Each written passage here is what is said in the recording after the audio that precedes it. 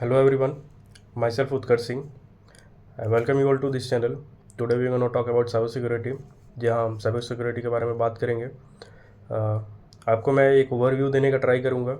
All the points I will try to cover. ऊपर से थोड़ा बात करेंगे तो साइबर सिक्योरिटी के लिए एक वेंचर ने रिपोर्ट किया था कि 2025 तक 3.5 मिलियन स्किल प्रोफेशनल की शॉर्टेज रहेगी इस फील्ड में। So there is already high demand and supply बहुत कम है फिर भी। दूसरे टर्म में अगर इसे देखा जाए so it is third largest GDP in the world after USA and China.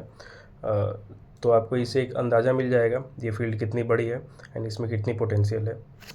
Main topic में आते हैं कि साइबर सिक्योरिटी क्या है। सिंपल वर्ड्स में अगर बोला जाए तो cyber security means securing our digital assets like apps, website, servers etcetera.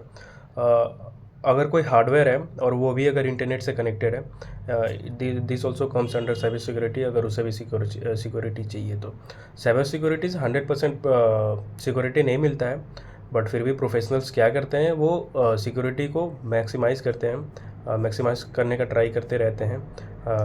Bug कोई फाइंड करते हैं, फिक्स करते हैं उसे। So coming to the roles, इसमें मेजरली 3 रोल्स हैं। First is cyber security professional, second is ethical hacking and third is white hat hacking.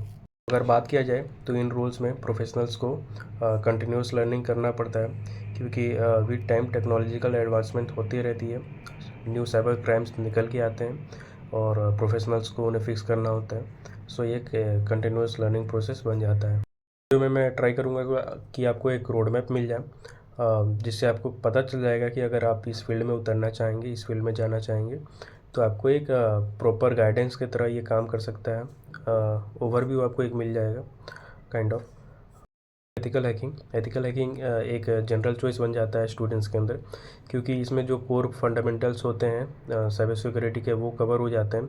साथ ही साथ विद टाइम आप स्पेशलाइजेशन भी कर सकते हो। रियलिटी अगर बात की जाए तो ये काफ़ी डिफ़िकल्ट फील्ड है।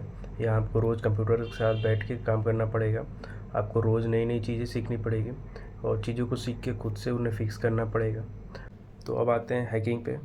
हैकर्स मेनली 2 टाइप के होते हैं, ब्लैक हैट हैकर्स जिन्हें अनएथिकल हैकर भी कहा जाता है, एंड वाइट हैट हैकर्स जिन्हें एथिकल हैकिंग भी कहा जाता है।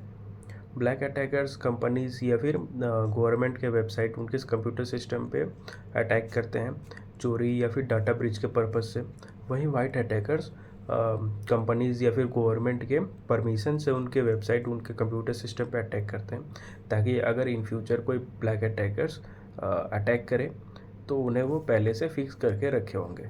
तो अभी तक इस वीडियो में हमने साइबर सिक्योरिटी के बारे में जाना, इनमें आती हुई रूल्स के बारे में जाना, ये फील्ड कितनी बड़ी है ये जाना, इस फील्ड का फ्यूचर कैसा है वो जाना, और एथिकल और नॉन एथिकल हैकर्स के बारे में जाना।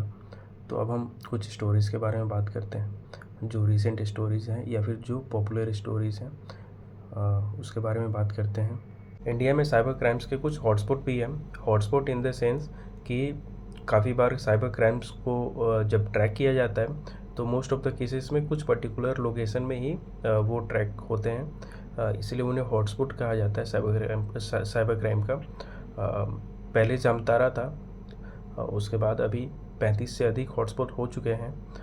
फॉर एग्जांपल कोलकाता और मथुरा के कुछ रीजन्स हैं, अलवर और नू, ये सब रीजन्स हैं, इन्हें हॉटस्पॉट कहा जाता है साइबर क्राइम का इंडिया में।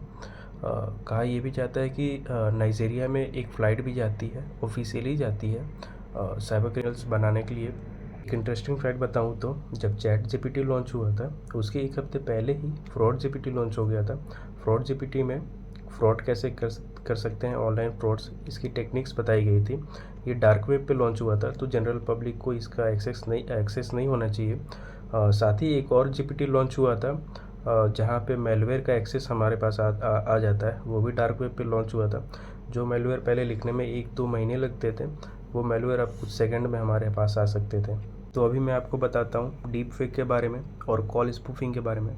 डीप फेक में होता ये है कि कोई भी साइबर क्रिमिनल्स कोई रैंडम पर्सन को टारगेट कर सकते हैं, या फिर मेजॉरिटी केसेस में कोई सेलिब्रिटी को टारगेट करते हैं, उनसे कंटेंट जनरेट करते हैं विदाउट देयर परमिशन, और उस कंटेंट को यूज़ करते हैं फॉर द बेनिफिट्स।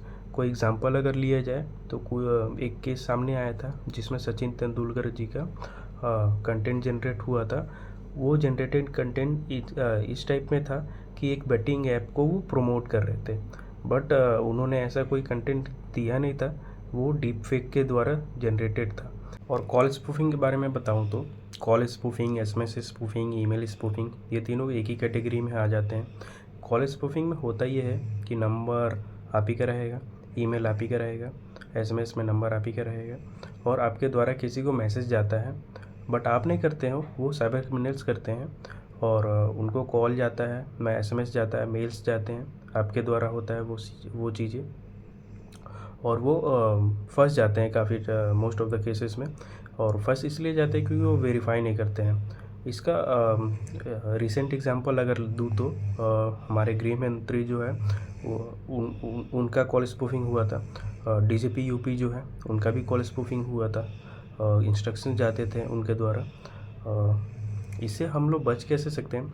इनसे बचने का एक नॉर्मल सा तरीका ये है कि अगर आपसे ऐसे कोई डायरेक्ट कॉल आता है पैसों के लिए, तो आप उन्हें कॉल बैक कर सकते हैं। कॉल बैक इसलिए कर सकते हैं क्योंकि कॉल स्पूफिंग में कॉल हो जा सकता है बट कॉल आ नहीं सकता है। तो जब आप कॉल बैक करेंगे तो वो कॉल आप ही को उठाना पड़ेगा, वो साइबर क्रिमिनल्स नहीं उठा सकते हैं मोस्ट ऑफ द केसेस में। हमने काफ़ी कुछ साइबर सिक्योरिटी के बारे में जाना। मैं यहाँ पे बात करना चाहता हूँ कि हम लोग काफ़ी साइबर क्राइम से कैसे बच सकते हैं। कुछ सिंपल मेजर्स हमें लेने पड़ेंगे। बच नहीं सकते हैं क्योंकि 100% ये कभी इफ़ेक्टिव होगा नहीं, बट फिर भी मैक्सिमाइज़ कर सकते हैं हम हमेशा। मैक्सिमाइज़ कैसे कर सकते हैं? कोई भी एपीके इंस्टॉल नहीं करना है। कोई भी इंस्टॉल अगर ऐप करना होता है तो प्ले स्टोर से ही करें। साथ ही अगर प्ले स्टोर से भी कर रहे हैं तो उसे सारी परमिशन ना दें। जो परमिशन उसे रिक्वायर्ड होंगी, जो परमिशन आपको लगता है कि हाँ इस ऐप को रिक्वायर्ड होनी चाहिए, वो ही दें। फ़ोटोज़, वीडियोज़ या फिर माइक्रोफोन, कॉन्टैक्ट्स, ये सब परमिशन उन्हें जनरली रिक्वायर्ड नहीं होती है, तो ये सब आप ना दें। साथ ही अगर आप कोई भी लिंक आता है आपके पास, आप क्लिक ना करें। और कोई भी ओटीपी आता है आप वेरीफाई करें, आप उसे क्लिक ना करें।